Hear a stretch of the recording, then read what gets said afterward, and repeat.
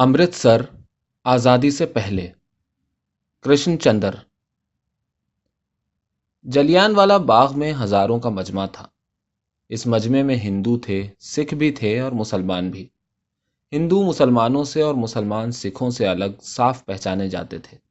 صورتیں الگ تھیں، مزاج الگ تھے، تہذیبیں الگ تھیں، مذہب الگ تھے، لیکن آج یہ سب لوگ جلیان والا باغ میں ایک ہی دل لے کر آئے تھے۔ اس دل میں ایک ہی جذبہ تھا اور اس جذبے کی تیز اور تند آنچ نے مختلف تمدن اور سماج ایک کر دیے تھے۔ دلوں میں انقلاب کی ایک ایسی پیہم رو تھی کہ جس نے آس پاس کے ماحول کو بھی برقع دیا تھا۔ ایسا معلوم ہوتا تھا کہ اس شہر کے بازاروں کا ہر پتھر اور اس کے مکانوں کی ہر ایک اینٹ اس خاموش جذبے کی گونج سے آشنا ہے اور اس لرزتی ہوئی دھڑکن سے نغمہ ریز ہے جو ہر لمحے کے ساتھ گویا کہتی جاتی ہو، آزادی، آزادی، آزادی۔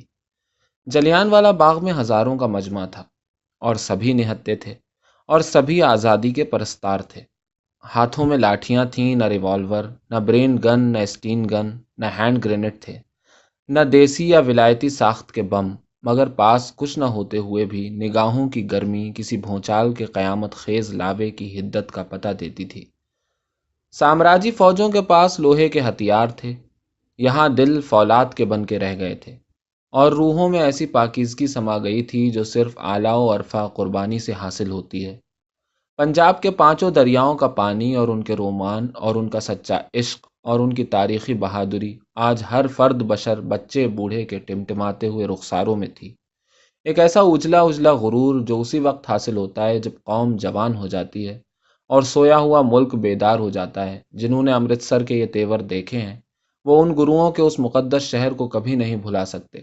جلیان والا باغ میں ہزاروں کا مجمع تھا اور گولی بھی ہزاروں پر چلی۔ تینوں طرف راستہ بند تھا اور چوتھی طرف ایک چھوٹا سا دروازہ تھا، یہ دروازہ جو زندگی سے موت کو جاتا تھا۔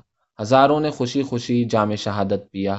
آزادی کی خاطر ہندو، مسلمانوں اور سکھوں نے مل کر اپنے سینوں کے خزانے لٹا دیے اور پانچوں دریاؤں کی سرزمین میں ایک چھٹے دریا کا اضافہ کیا تھا۔ یہ ان کے ملے جلے خون کا دریا تھا، یہ ان کے لہو کی طوفانی ندی تھی جو اپنی امٹتی ہوئی لہروں کو لیے ہوئے اٹھی اور سامراجی قوتوں کو خس و خاشاک کی طرح بہا لے گئی۔ پنجاب نے سارے ملک کے لیے اپنے خون کی قربانی دی تھی اور اس وسیع آسمان تلے کسی نے آج تک مختلف تہذیبوں، مختلف مذہبوں اور مختلف مزاجوں کو ایک ہی جذبے کی خاطر یوں مدغم ہوتے نہ دیکھا تھا۔ جذبہ شہیدوں کے خون سے استوار ہو گیا تھا، اس میں رنگ آ گیا تھا، حسن، رعنائی اور تخلیق کی چمک سے جگمگا اٹھا۔ آزادی، آزادی، آزادی۔ صدیق کٹرا فتح خاں میں رہتا تھا۔ کٹرا فتح خاں میں اوم پرکاش بھی رہتا تھا جو امرتسر کے ایک مشہور بیوپاری کا بیٹا تھا۔ صدیق اسے اور اوم پرکاش صدیق کو بچپن سے جانتا تھا۔ وہ دونوں دوست نہ تھے کیونکہ صدیق کا باپ کچا چمڑا بیچتا تھا اور غریب تھا اور اوم پرکاش کا باپ بینکر تھا اور امیر تھا، لیکن دونوں ایک دوسرے کو جانتے تھے، دونوں ہمسائے تھے اور آج جلیان والا باغ میں دونوں اکٹھے ہو کر ایک ہی جگہ پر اپنے رہنماؤں کے خیالات اور ان کے تاثرات کو اپنے دل میں جگہ دے رہے تھے۔ کبھی کبھی وہ یوں ایک دوسرے کی طرف دیکھ لیتے اور یوں مسکرا اٹھتے جیسے وہ سدا سے بچپن کے ساتھی ہیں اور ایک دوسرے کا بھید جانتے ہیں۔ دل کی بات نگاہوں میں نتھر آئی تھی، آزادی، آزادی، آزادی۔ اور جب گولی چلی تو پہلے اوم پرکاش کو لگی کندھے کے پاس اور وہ زمین پر گر گیا۔ صدیق اسے دیکھنے کے لیے جھکا تو گولی اس کی ٹانگ کو چھیدتی ہوئی پار ہو گئی۔ پھر دوسری گولی آئی، پھر تیسری، پھر جیسے بارش ہوتی ہے بس اسی طرح گولیاں برسنے لگیں اور خون بہنے لگا اور سکھوں کا خون مسلمانوں میں اور مسلمانوں کا خون ہندوؤں میں مدغم ہوتا گیا۔ ایک ہی گولی تھی، ایک ہی قوت تھی، ایک ہی نگاہ تھی جو سب دلوں کو چھیدتی چلی جا رہی تھی۔ صدیق اوم پرکاش پر اور بھی جھک گیا۔ اس نے اپنے جسم کو اوم پرکاش کے لیے ڈھال بنا لیا اور پھر وہ اور اوم پرکاش دونوں گولیوں کی بارش میں گھٹنوں کے بل گھسٹتے گھسٹتے اس دیوار کے پاس پہنچے تو وہ اتنی اونچی نہ تھی کہ اسے کوئی پھلانگ نہ سکتا، لیکن اتنی اونچی ضرور تھی کہ اسے پھلانگتے ہوئے کسی سپاہی کی گولی کا خطرناک نشانہ بننا زیادہ مشکل نہ تھا۔ صدیق نے اپنے آپ کو دیوار کے ساتھ لگا دیا اور جانور کی طرح چاروں پنجے زمین پر ٹیک کر کہا، اوم پرکاش جی، خدا کا نام لے کے دیوار پر پھلانگ جاؤ۔ گولیاں برس رہی تھیں، ओम प्रकाश ने बड़ी मुश्किल से सिद्दीक की पीठ का सहारा लिया और फिर ऊंचा होकर उसने दीवार को फलांगने की कोशिश की। एक गोली सनसनाती हुई आई। जल्दी करो, सिद्दीक ने नीचे से कहा। लेकिन इससे पहले प्रकाश नीचे जा चुका था। सिद्दीक ने उसी तरह उकड़ू रहकर इधर उधर देखा और फिर यकलख्त सीधे होकर जो एक जस्त लगाई तो दीवार के दूसरी तरफ, लेकिन दूसरी तरफ जाते जाते सनसनाती हुई गोली उसकी दूसरी टांग के पार हो गई। सिद्दीक प्रकाश के ऊपर जा गिरा, फिर जल्दी से अलग होकर उसे उठाने लगा। तुम्हें ज्यादा चोट तो नहीं आई प्रकाश? लेकिन प्रकाश मरा पड़ा था। उसके हाथ में हीरे की अंगूठी भी जिंदा थी। उसकी जेब में 2000 के नोट कुलबुला रहे थे। उसका गर्म खून अभी तक जमीन को सैराब किए जा रहा था। हरकत थी, जिंदगी थी, इस्तिराब था, लेकिन वो खुद मर चुका था। सिद्दीक ने उसे उठाया और उसे घर ले चला। उसकी दोनों टांगों में दर्द शिद्दत का था, लहू बह रहा था। हीरे की अंगूठी ने बहुत कुछ कहा, सुना, लोगों ने बहुत कुछ समझाया। वो तहजीब जो मुख्तलिफ थी, वो मजहब जो अलग था, वो सोच जो बेगाना थी। उसने तंज व तशनी से भी काम लिया, लेकिन सिद्दीक ने किसी की न सुनी, और अपने बहते हुए लहू और अपनी निकलती हुई जिंदगी की फरियाद भी न सुनी, और अपने रास्ते पर चलता गया। ये रास्ता बिल्कुल नया था। गो कटरा फतह खां ही को जाता था। आज फरिश्ते उसके हमराह थे।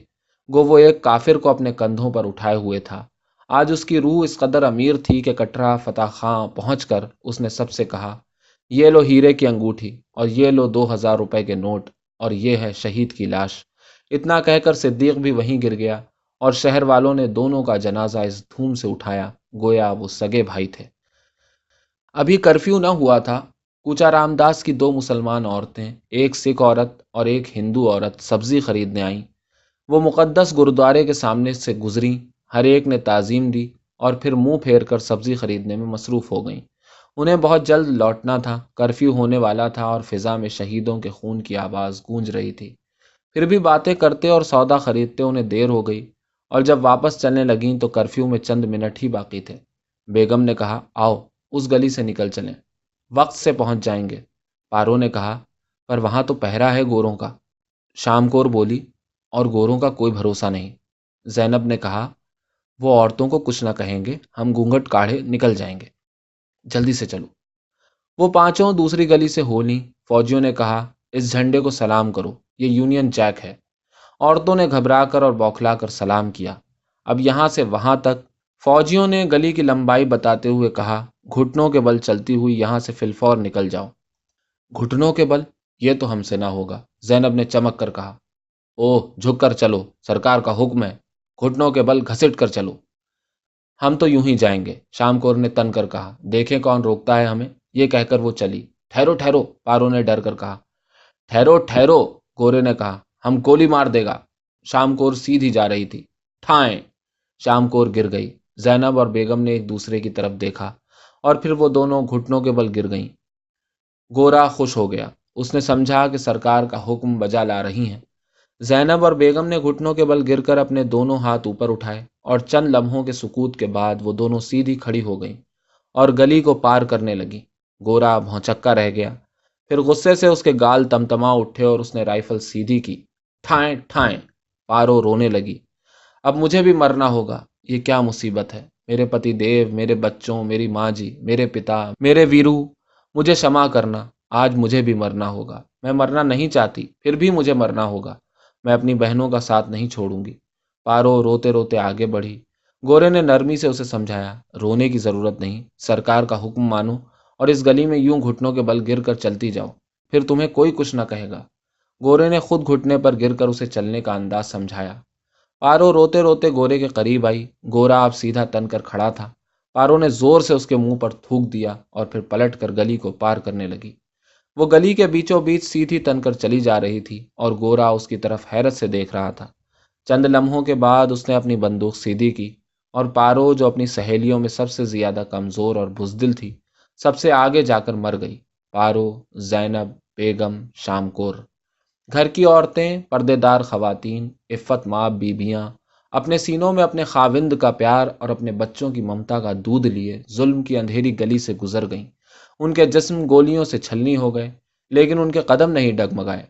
उस वक्त किसी की मोहब्बत ने पुकारा होगा, किसी के नन्हे बाजुओं का बुलावा आया होगा, किसी की सुहानी मुस्कुराहट दिखाई दी होगी, लेकिन उनकी रूहों ने कहा, नहीं, आज तुम्हें झुकना नहीं है, آج صدیوں کے بعد وہ لمحہ آیا ہے جب سارا ہندوستان جاگ اٹھا ہے اور سیدھا تن کر اس گلی سے گزر رہا ہے۔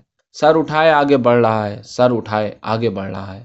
زینب، بیگم، پارو، شام گور، کس نے کہا اس ملک سے سیتا مر گئی؟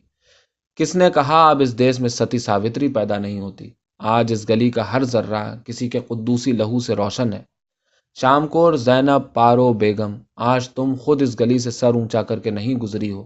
آج تمہارا دیس فخر سے سر اٹھائے اس گلی سے گزر رہا ہے۔